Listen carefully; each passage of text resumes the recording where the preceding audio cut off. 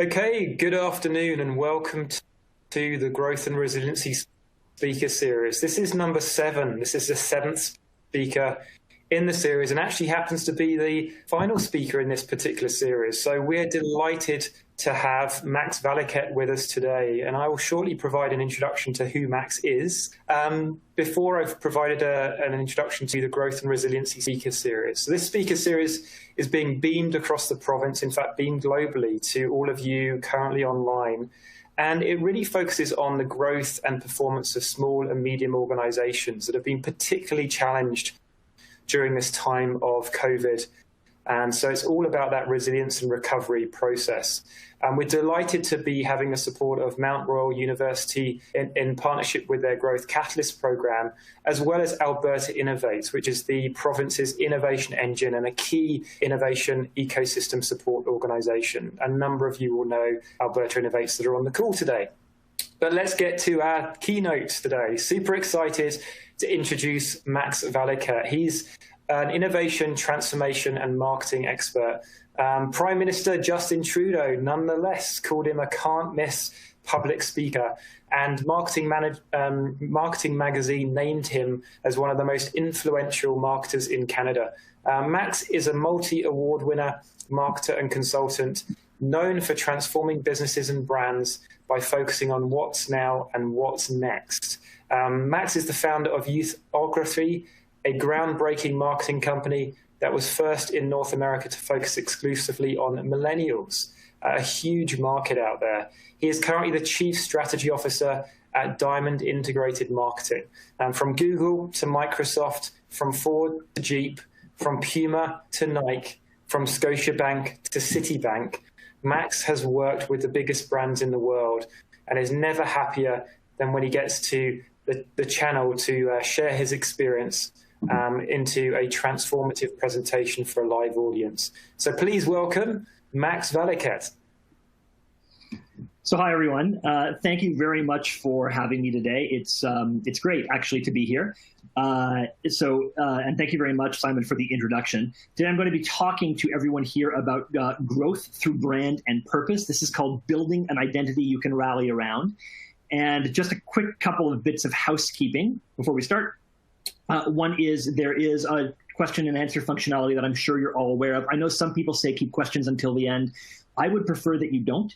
So please feel free to ask questions. They'll be pushed to me by the folks running this conference today, and I'm able to answer them in the moment. I'd prefer to deal with your questions while they're burning with you than I would prefer to sort of wait until the end for everything. That being said, we are limited to an hour, so if we don't get to your question or I push things along, don't take it personally. That's just me wanting to get through the entirety of the presentation.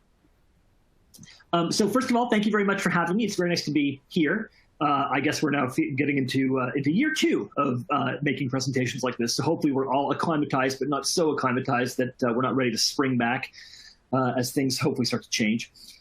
As was mentioned, I'm the CSO of Diamond. We are one of Canada's largest independent advertising agencies.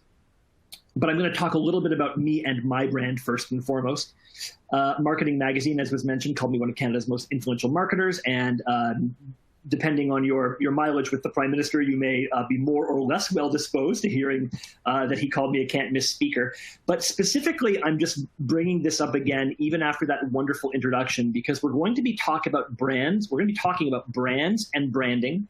We're going to be talking about brands and branding for personal businesses, for startups, and for scale-ups and businesses at very different stages of their life cycle. And we're going to talk about personal brands and the way that we have an impact on the brands of our businesses as well over the course of this presentation. So I'm bringing me up right now before we talk in a little more detail, and it will make sense in a few seconds. But that's the big thing that I want to talk about today, is that we're going to be talking about big brands and small brands and back again. And so when I teach brand and branding specifically for growth, I like to talk about big, huge brands of which we are all aware, even if our businesses quite aren't at that stage yet. The Coca-Colas and Nikes and Starbucks and Ubers of the world have lessons for all of us, and those are the ones we're going to be learning from today. So it's from biggies to smalls and back again. All right, so we've got a couple of seconds to come through, but the first one here today is going to be talking about personal brands, which I refer to as being the ultimate startup or scale-up brand. And I mention that for a couple of reasons. I speak about personal brands this way for a couple of very important reasons, but the most important reason is that whatever business you represent, if you started the business yourself or got in there at a very early stage, your personal brand, in fact, your person, is probably quite connected to that business. Personal brands and startup, scale-up business brands are not exactly the same thing, but an entrepreneur's personal brand will also give to and get from the brand of the business they are most currently associated with.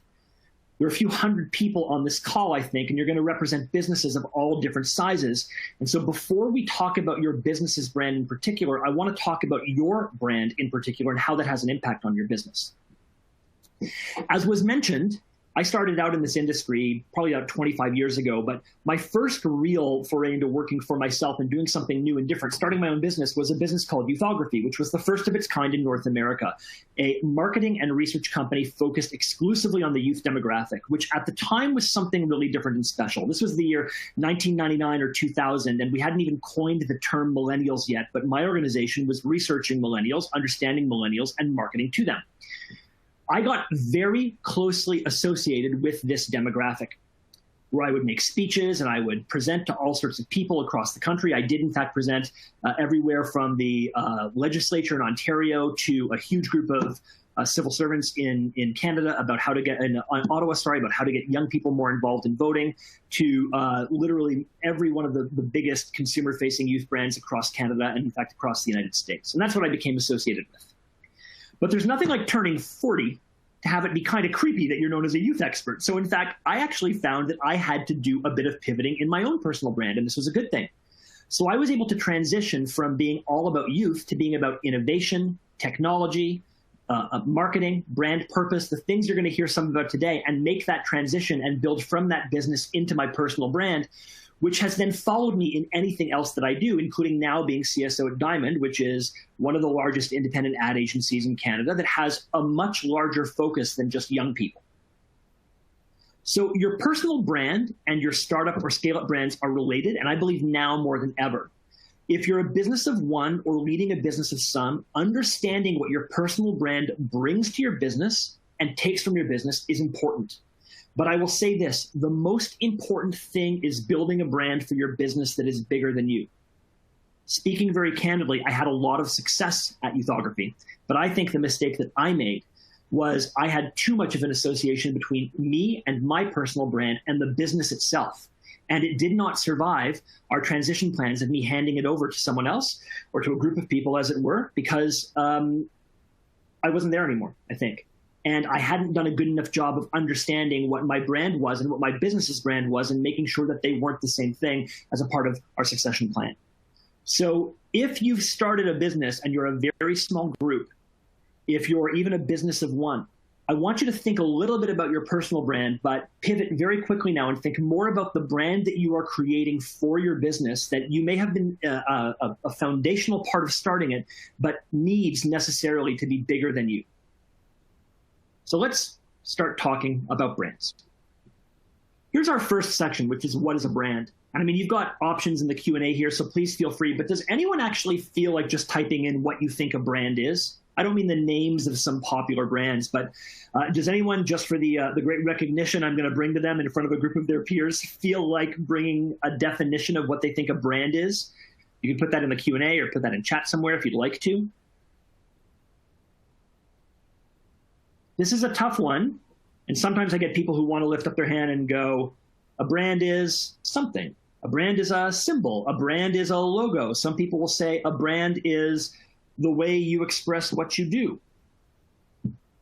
I think we can use this guy's description of what a brand is. This is Seth Godin, and he's a great thinker about marketing. And he says, a brand is the set of expectations, memories, stories, and relationships that, taken together, account for a consumer's decision to choose one product or service over another. If the consumer, whether it's a business, a buyer, a voter, or a donor, doesn't pay a premium, make a selection, or spread the word, then no brand value exists for the consumer. I put it in a slightly shorter way, which is to say a brand is a promise of value that has value. It is a promise to deliver functional benefits and affinity benefits to all of your stakeholders. And when you do it right, it leads to disproportionate loyalty, which creates value. Your brand is the way that you promise your customers that they're going to get something from your business. And if you do that well and right and often enough and build your brand up correctly, your brand has value, as does your business have value. I'm going to use a couple of examples, but what I want to show is that this has actually been the case for as long as there has been commerce. This is from Pompeii, somewhere obviously before 79 AD, when the entire city was covered in the ash of the volcano. And as much as that's an enormous historical tragedy, we can point back to Pompeii when we're looking at things historically, because so much of the town was preserved by that volcanic eruption. Pompeians loved to write on the walls of their houses. And we know this because those walls have actually been preserved. The writing on those walls actually turned into advertising. Recommendations on where to get the best bread or the best wine or the cheapest meat. Ads were written on the walls of houses advertising where to buy things. But the more expensive the house, the more wealthy the homeowner, the more they would charge you for putting your advertisement on their wall, because there was an implication of an endorsement that this must be a good recommendation being made on the walls of that house. Look how expensive that house is. Well, that belongs to Caecilius. He's rich. Anything he allows on his walls is probably better than something someone else is allowing on their walls. That's advertising as we know it. That's influencer marketing as we know it. That's buying for a media placement. That's guerrilla marketing even as we know it, but 2,000 years ago. So that's a good example of how a brand matters and how important brands have been ever since we've had business. I can go to an example that's a little more recent, and I think some of you may well recognize this symbol. This is Bass Pale Ale. And often when we think about brands, we tend to think about a logo. A brand is so much more than a logo, but it's a good example of how much brands matter. Bass is a delightful beer. It's made in Burton-on-Trent in England. That's about 2 hours outside of London. And it was started in 1777, and by 1877, Bass was the biggest brewery in the world. The red triangle was first stamped on barrels to identify what brewery it came from. There was a yellow one, and there was a blue one, and there was a red one, and Bass actually had 3 separate breweries going. Generally, it was considered that the red ale was actually the best tasting ale, and so it is the one that people demanded more of, and so you started seeing more and more of these red triangles. The beer was really good, and stamping that triangle with that logo on it became the promise of quality. Again, a brand is a promise of value that has value. This is actually the first trademark symbol in at least the United Kingdom, but perhaps all of Europe, where the very smart people working on Bass in the 19th century realized that they shouldn't just be trademarking the beer in the barrels or the process that it takes to get there. They shouldn't own a patent just on that. They need, in fact, to own this symbol so that it can't be misused, and that people will know that you get a barrel or a bottle with a red triangle on it, you know what the liquid inside is going to be. This, in fact, became such a profoundly well understood symbol of quality that it started popping up everywhere. This is the bar at the Folie Bergère is the name of this picture, and it's a painting by Edouard Manet from 1882. And check out the bottom right-hand corner. You can see right there, you've got Bass Pale Ale sticking out, label out. And if he'd wanted to, he could have actually had the bottle facing inwards. But again, this is a significant brand, and he wanted to put in his painting. This is an example of product placement. I don't know if he was paid for it or not, but there it is. The painting changes. The story it's telling changes, and the story we're telling about the brand changes too when we see it in that painting. Heritage and history are a part of Bass, and even now it helps to have this bottle in this painting in some way. And that adds to the value of the business because it adds to the value of the brand. About a decade ago, Interbrew bought Bass Pale Ale and amalgamating it into their great stable of beers, and that created the second biggest brewer in the world. But they didn't buy it exclusively for the capacity of the breweries in Burton-on-Trent. They bought it because they could take this symbol, this brand. They could repurpose other breweries all around the world. And they could sell more of this beer even without it originating from England. They could brew it in any market they wanted to. And as long as, of course, they got that right, which is very possible these days, they would then be able to put this brand in far more places than it had ever been before. Interbrew has plenty of breweries around the world. They weren't buying this brand for capacity. They were buying this brand for its equity, and that they would be able to then grow the business because the brand was even bigger than the beer.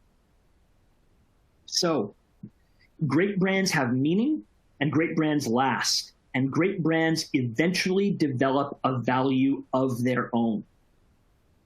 So what is a brand? It's a logo, it's packaging, it's typography, the personality. Those all represent the brand, along with customer service, price, product, quality, corporate responsibility. But the brand itself is a bit more intangible. It's emotional, it's visual, it's historical, it's fundamentally much more human. So that's a lot about what a brand is. But now we're going to talk about what brands do. And I'll take a quick pause just to say, please feel free to ask some questions if you would like to. But if not, we will just keep on going. And by the way, I've noticed that there were some answers as to what brands are.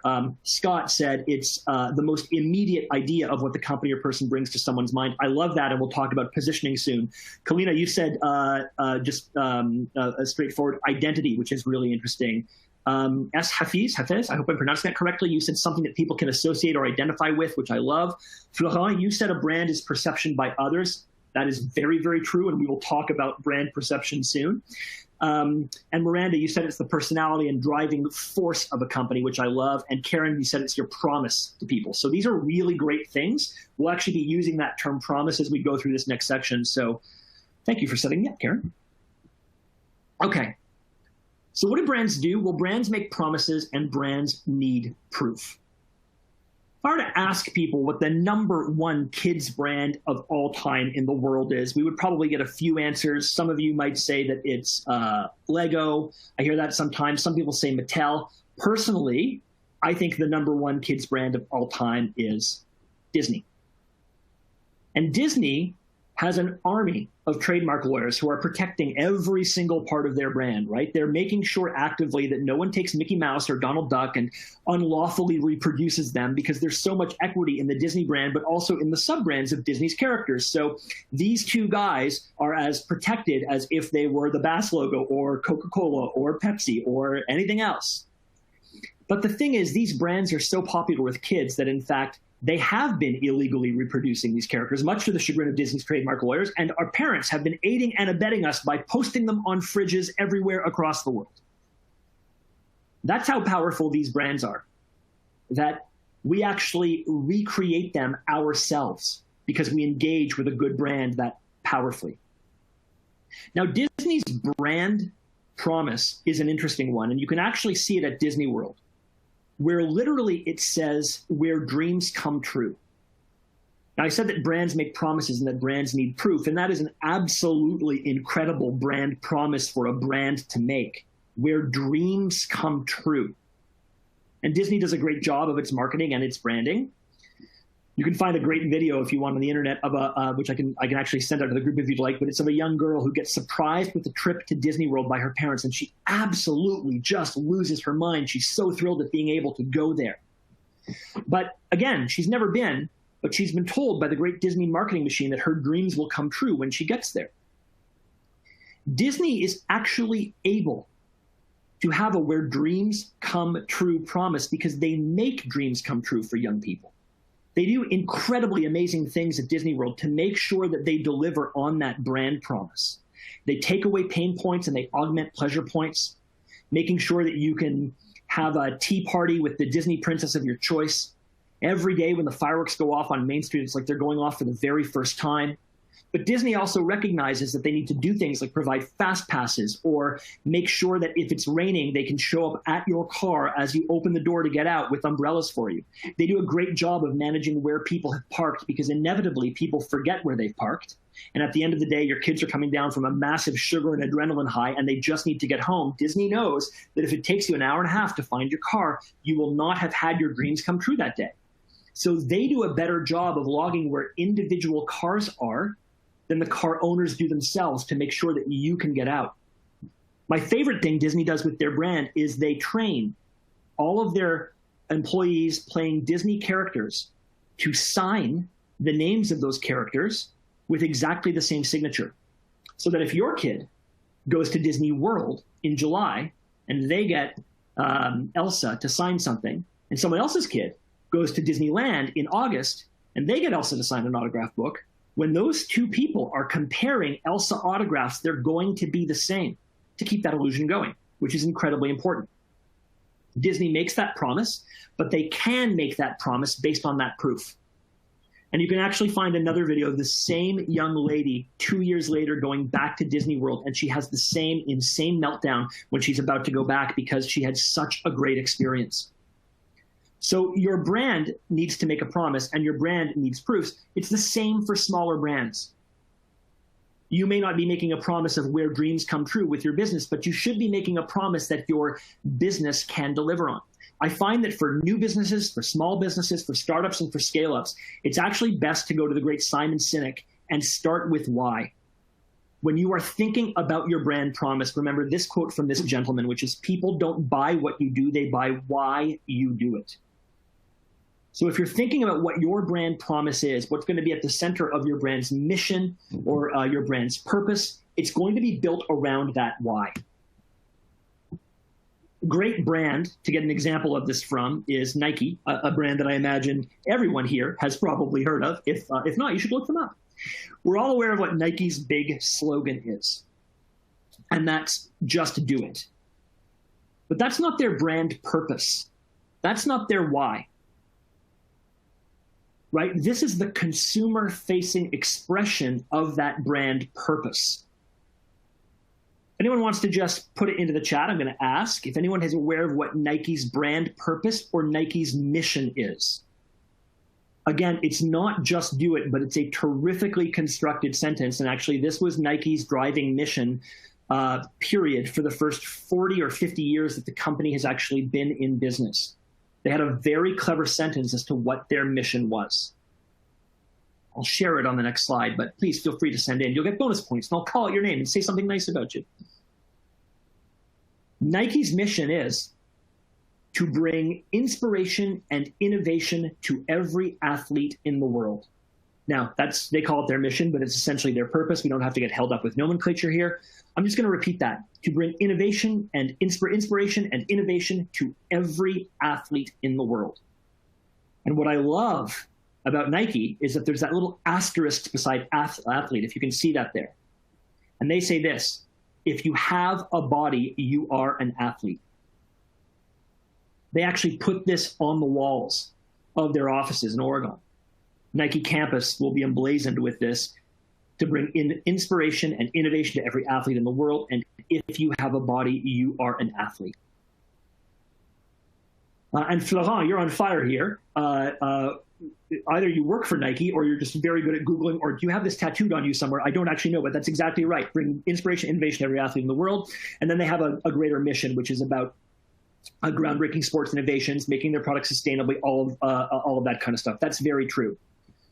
The very first Nike ad for Just Do It did not feature Michael Jordan, didn't feature Bo Jackson. It came out in 1988. It actually felt a guy named Walter Stack. And I would recommend anyone Google Walter Stack and Nike, and you'll get this commercial.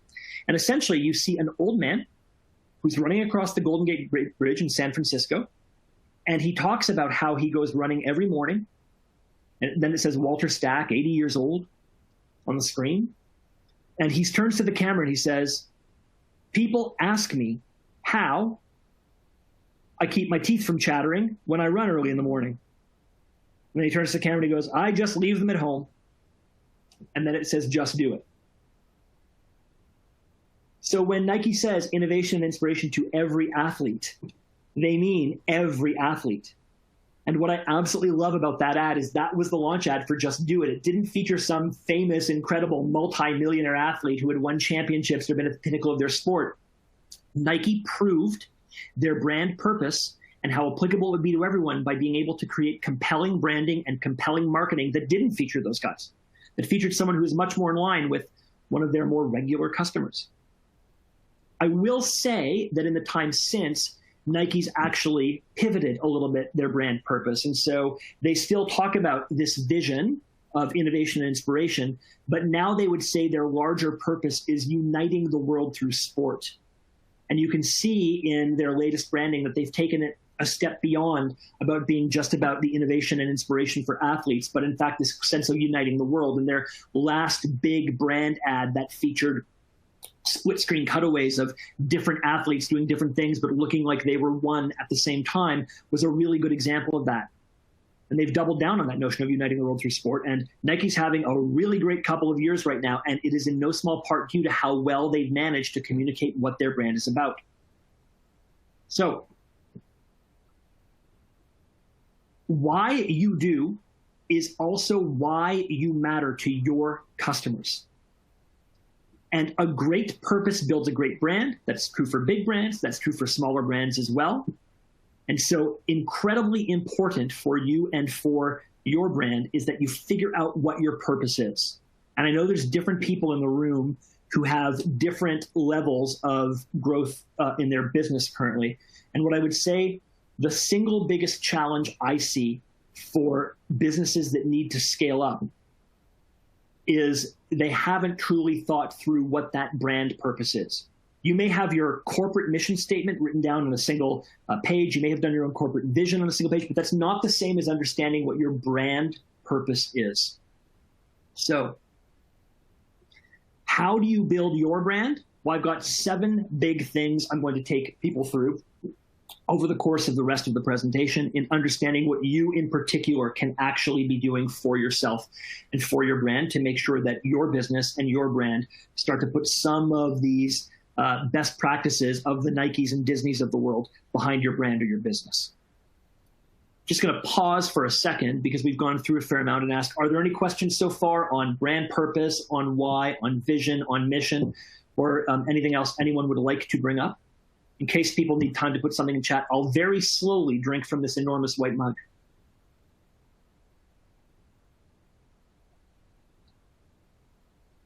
That was delicious.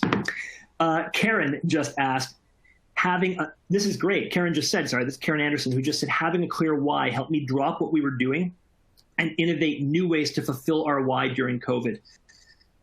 And Karen, would you mind just putting in the chat what your business is, if that's okay? You don't have to, but if you would, what a great example this is. So thank you very much for sharing that, because the single biggest things that I noticed for businesses that were able to successfully pivot during COVID was, in fact, having a great understanding of what their why was. We heard a lot of stories of the alcohol company that made sanitizer, and that's not what I mean by a business pivot. That's a moment-based pivoting of a business that uses what your resources are and what you're able to do, having lots of alcohol in hand, being able to put it in bottles, send it out there, as a way to meet a demand that was necessary. But unsurprisingly, the people who actually make sanitizers and wipes and all of those things were eventually able to scale up their own operations and provide better, not necessarily better, but provide to more of their customers the stuff that we needed. That to me is not as much of a COVID pivot as you have a business and you may have an entirely new long-term market, not just something that is relevant for the pandemic, but something that is relevant during COVID and after, that allows you to fundamentally pivot your what your business is doing and discover a new market, or an existing a way to get further entrenched with your existing customers, or something new that you should be bringing to the table that will outlast something like a pandemic for a year. It tends to go back to that why. I noticed actually that there were a lot of clothing and apparel brands, some of whom got very early into masks and protective equipment and that kind of thing, and very much ramped up at the beginning to say, oh, we can do this, when supply was very short. I'm noticing that some of the larger clothing brands have actually done a much better job of integrating masks into their regular offerings. And the masks that they're making are increasingly less just about being a functional looking mask, and instead looking at something great that matches the general style of clothing. So H&M, for instance, does colorful printed masks now that you can buy for a very cheap price that look like the kind of accessory that should be right beside a pair of socks.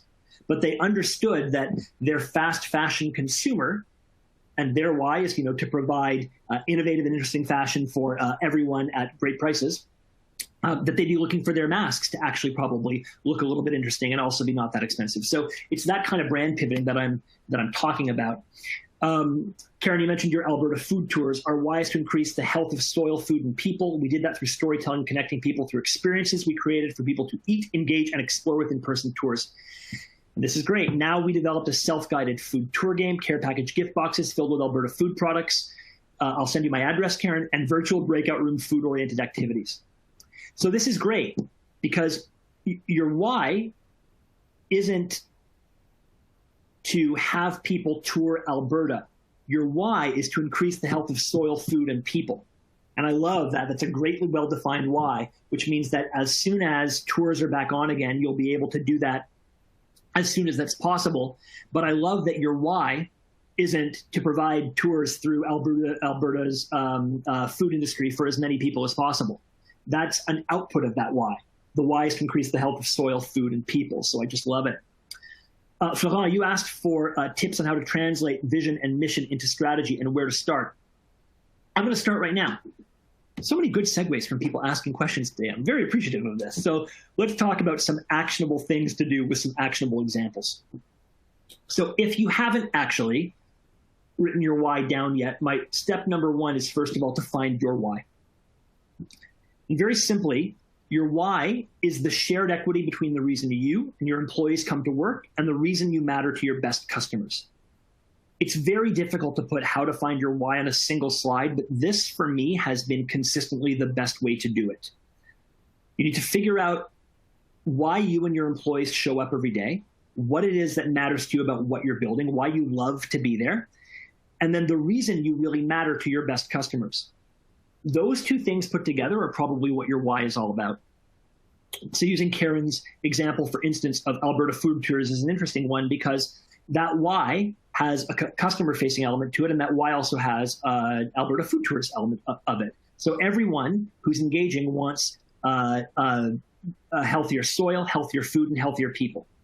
And so you figure that out, and you figure that out by saying, why do we matter to our customers? Well, they leave our food tours feeling like they know how to make the soil healthier. They leave our food tours knowing what healthy food is. And most importantly, they leave our food tours knowing about what food means to them and why it should matter to them and what they should be doing about it. You turn that into a really quick, succinct why, and that's a great example of how this should work and how this does work. So here's what I recommend for this. There's no shortcut to finding your why. Get a piece of paper and a pen or a tablet or a laptop or Post-its and a wall or a whiteboard or anything else and try to write it down. It is not a speedy exercise, nor should it be, but your business and your startup or your scale-up needs its why. And you can start to ask questions like, why was it started? Why did you go into business for yourself? The answer here should not be to make money, although I realize we all want to do that, but it should be much more grounded in why you went into that particular business, what you saw as a particular opportunity or a particular example of how to do that. What would your best customers say is the real value of the benefit you provide to them? That's question number two. If you can answer both of those questions honestly and succinctly, you can probably pull your why out of those together. So Disney would say that their actual why is to create happiness in others. And you can see why that matters both to people working there and why that matters to their customers as well. Nike's is unite the world through sport. That's pretty clear too. Crayola's is really simple and I love it. It's fostering creativity in children. What I love about that one, and we're going to talk about sacrifice in just a couple of seconds, but what I love about that one is, of course there's adults who use Crayola products, but they recognize that their actual market is children, and there are smart marketers who work at Crayola who figured out that the smart thing to do for their brand was not to try to make it all-encompassing and say, oh, it's fostering creativity in everyone, because we all know that parents will sit down with their kids and do some drawing. Yeah, but we actually are kind of being childlike when we do it, so they got very precise, which I love.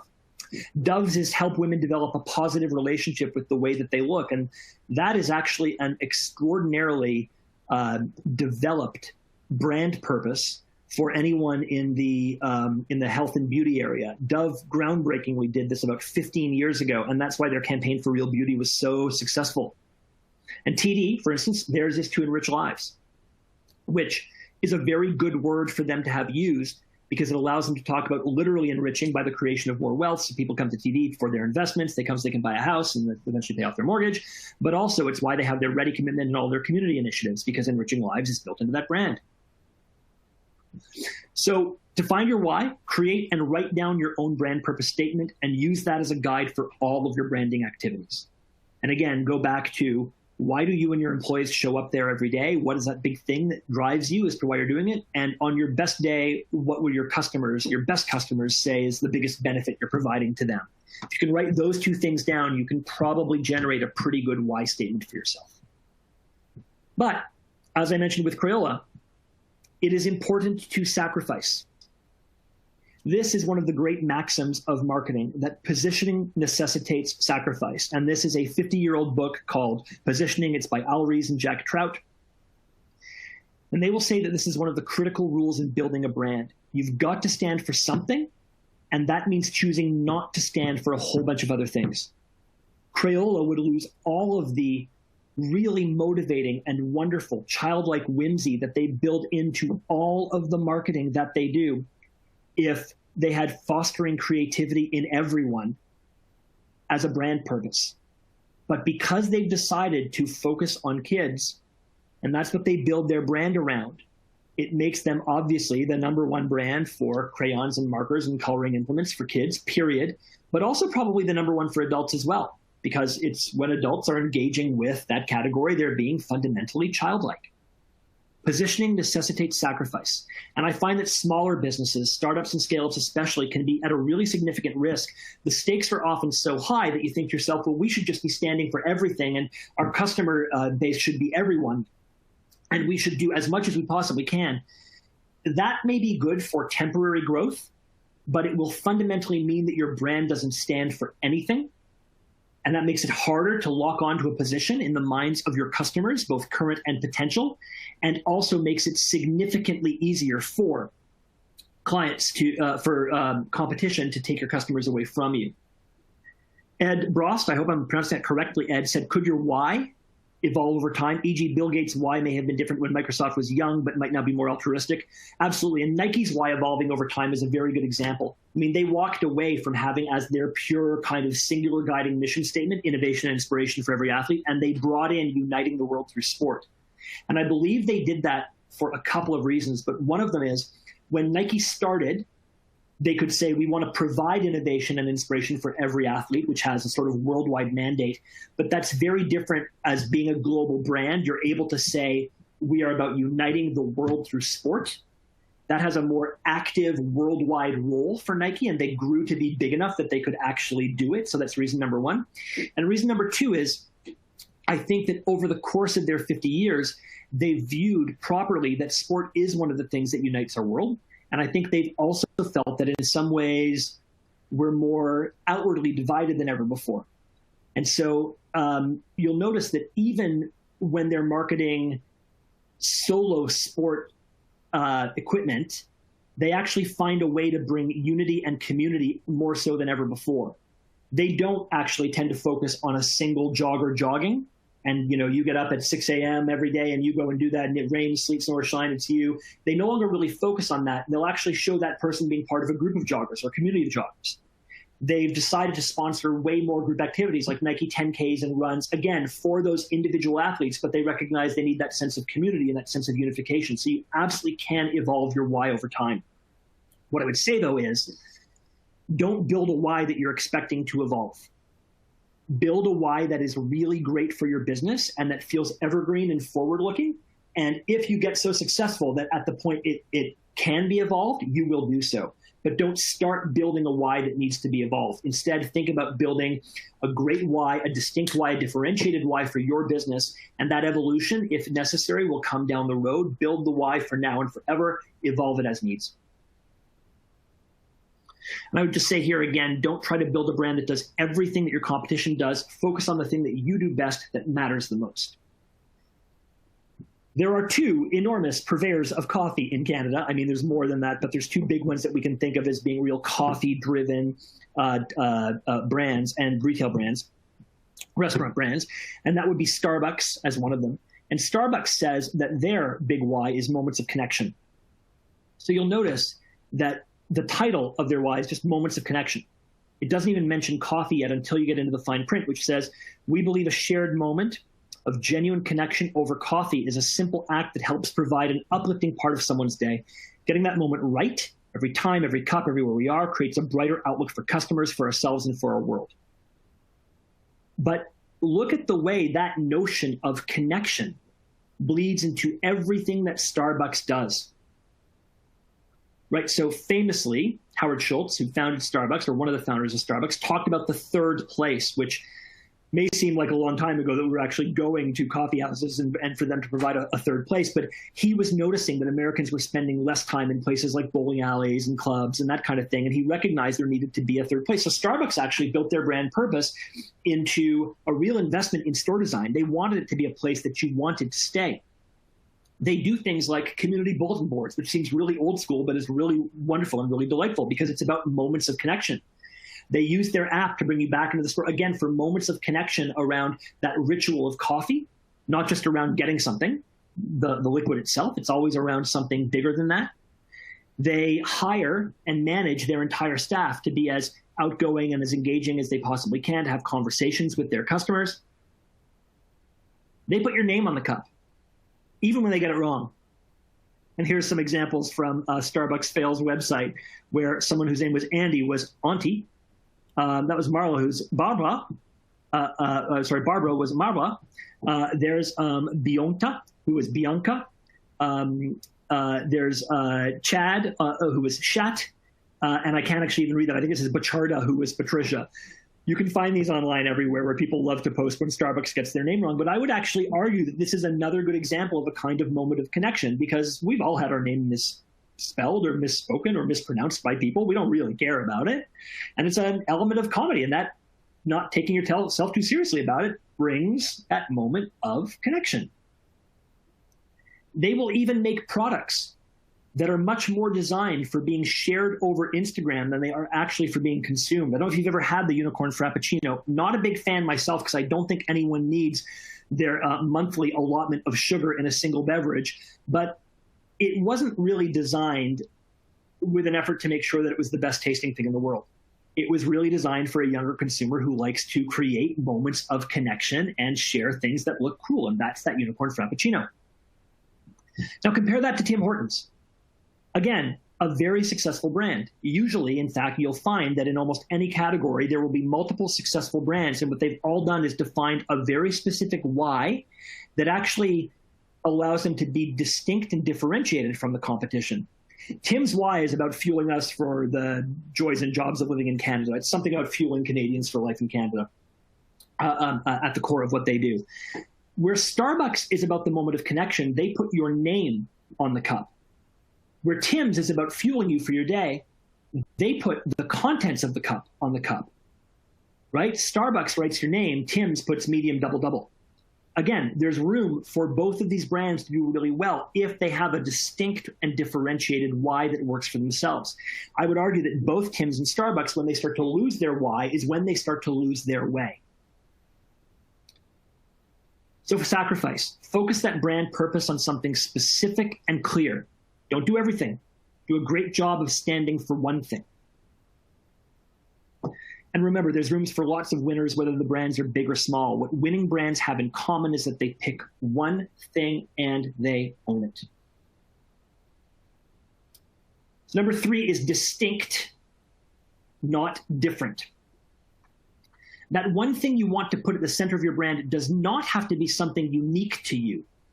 Think distinct, not different. The last thing to think about as you build your brand purpose is that the why, that the one thing that you stand for doesn't have to be unique to you. You don't have to be different. You have to be distinct. Different just means two things that aren't the same. Distinct means a quality that you own, that you want to highlight. unless you have a product or a service or a feature that your competition will never be able to reproduce, and that also matters to your customers above all else, you can put what you want to make distinct about your brand front and center, the distinct benefit to the customer that you want to focus on and own as yours. It is almost always better than building a brand around a service or a feature or a functionality that you offer right now. Which isn't to say you wouldn't message about that feature or that functionality, but you would wrap it up as a distinct piece of branding as opposed to a widget that we have. I want to show you what I mean with, and I'll actually use Nike as an example for this. But actually, the examples that I'm seeing a lot of these days, to be honest, are food delivery brands. So your Uber Eats and your DoorDash and your Foodoras of the world. I guess Foodora is not so much around anymore. But those, and then obviously one of my favorites, which is Skip the Dishes. If you look at when these started, Uber Eats was really the first one that I think most people globbed onto. And initially, their whole positioning was about, we are delivering food to you using the gig economy and the fleet of people who are out there.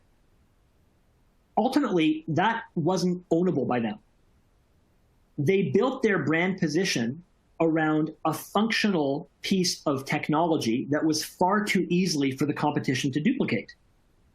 And so now, when you think about food delivery brands, I tend to always think of Skip, because they're the ones that have actually gone out and chosen to sort of put their brand on something distinct to them. They have a real position in the market. They've actually spent a bunch of money on bringing John Hamm in, and they've really focused on getting that to you in your home, and actually make a lot of their marketing home-based as opposed to showing all the restaurants out in the world. They make sure to focus on you, the customer, and really own that through that John Hamm thing. That's what I mean by you want to be distinct and own that piece of distinction. Nike and Reebok are really good examples. Both were shoe brands in the 1980s that offered different technology, but to consumers, I would argue it was still just shoes filled with air. Reebok had the pump, Nike had the Air Max. You'll notice that Nike chose to own excellence through innovation and inspiration with things like gravity will never be the same, right? They actually focused on how awesome you would be at what you are doing as opposed to just talking about the technology. They built a distinct brand positioning, which was innovation and inspiration. Reebok just said, pump it up, which again, may focus more on the ownable technology that they have, but not on a distinct positioning that roots it in why it matters to its customers. Same thing happened with running ads, where Nike would actually show all of their athletic shoes and just go smoke them.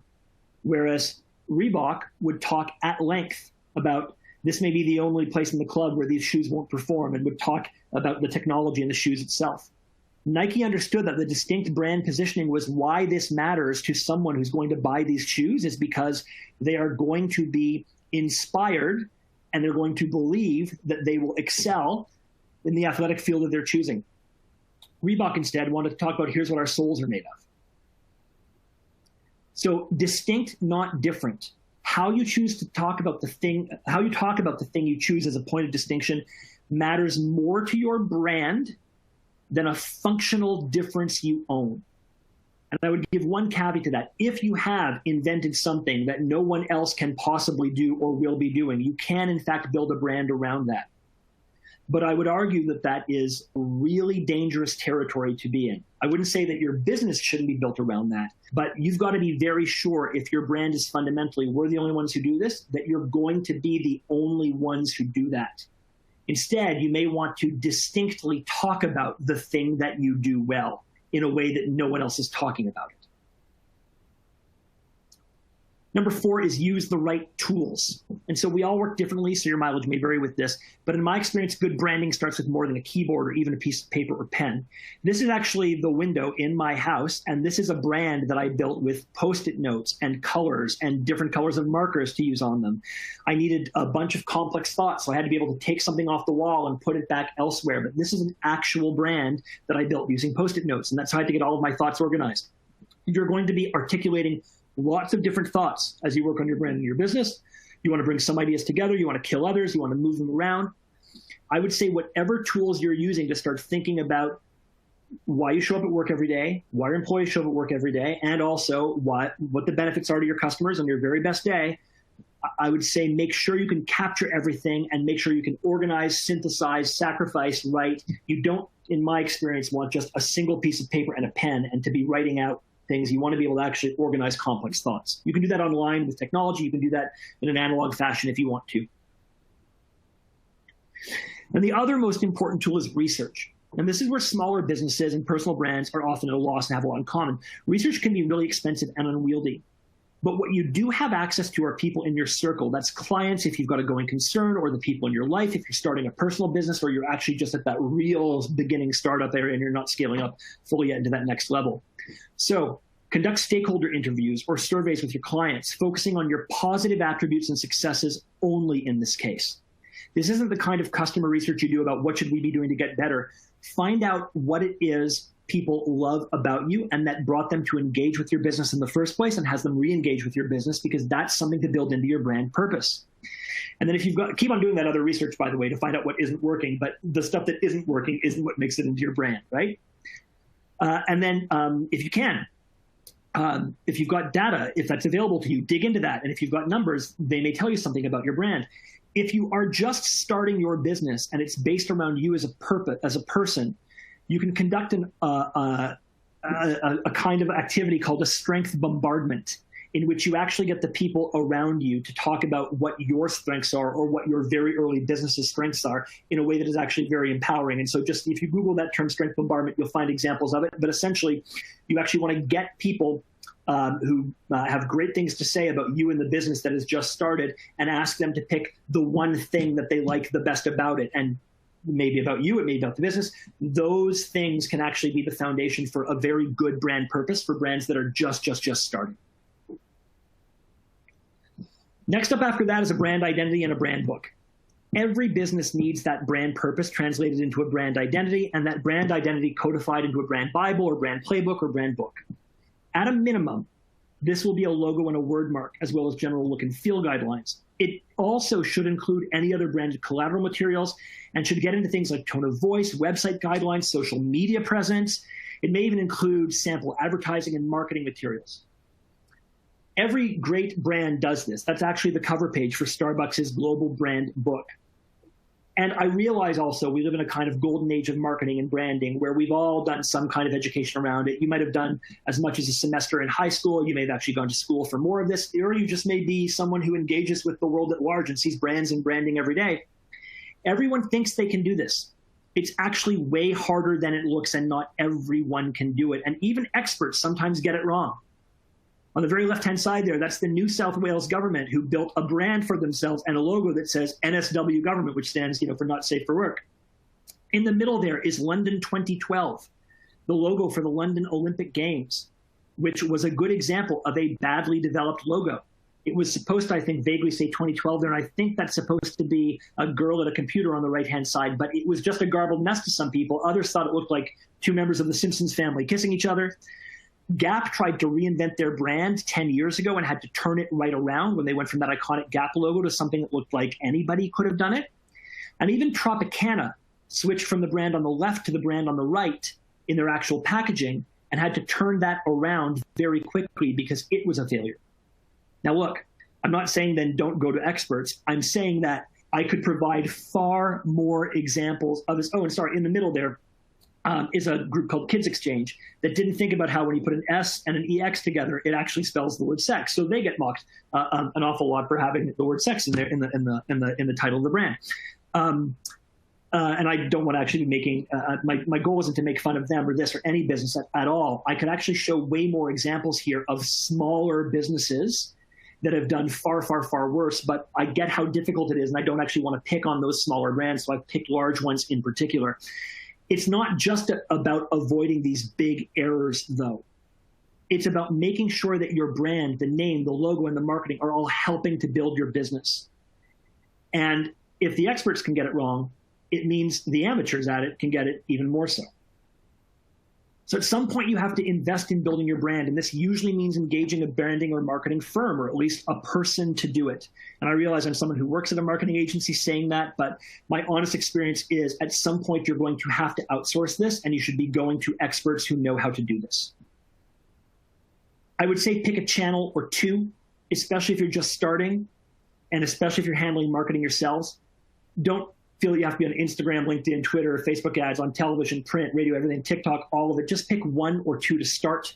Just like you need to focus on one thing to stand for, you also need to prioritize a media channel or two to speak in. So if you have a particularly youthful target consumer, you might want to be on TikTok. If you're B2B, you might want to be on LinkedIn, but don't feel that you have to be everywhere. Instead, excel in a couple of channels. But do make sure you Google My Business, Your Business. This is probably self-evident for a lot of people out there, and it may matter more for some of you than others, but most of you have probably already done this. But make sure you've actually created your free business profile on Google, because SEM and SEO matter. Search is critical, and it starts with Google. So make sure your business is clearly available there because of how much search matters. But more than anything, remember the whys, why you matter to you and why you matter to your customers. There are lots of great brands out there. And the next one is yours. But build it and scale it because your business depends on it. And that is fundamentally up to you. Great brands tend to be built by people who are committed and invested and interested in their business, and they tend to need help to get them there. So to everyone out there right now who feels like their business is on the cusp of getting bigger, I would say it absolutely is. And the thing that's going to make it get bigger is a really great brand. That's it for me. We have time for some questions if you'd like. Fantastic, Max. Well, thanks so much for that. Super engaging. Learn a lot around not just organizational and company brands, but also personal brands. So are there any questions from the floor? Please do feel free to submit them. We do have a couple of minutes left. I do see one from Florent. Max, you might like to answer, which is tips on developing brand as a media company with 2 markets and sponsors. So how would you approach that? Yeah, so you absolutely want to find an intersection for your why that is both your audience and sponsors. And you're going to communicate that why in different ways to those 2 audiences for sure. But that's a communication strategy, and that can often be a media strategy, and that's a comm strategy. That's not the same as a pure branding strategy, where you want the why to be applicable to both of your audiences. It's critical because, in fact, your audience may be your, as a media company, may be your audience, but those people may also be your sponsors and vice versa, right? You're going to have people that are members of both of those audiences. But regardless, it is critical that the why for a single business is applicable to both those audiences. Don't try to build 2 whys. Instead, a single why that then gets communicated purposefully. And we had another question, communicated purposefully to those 2 audiences. We did have someone who just mentioned that NSW stands for New South Wales. I get that. What I wanted to point out is it also stands for Not Safe for Work.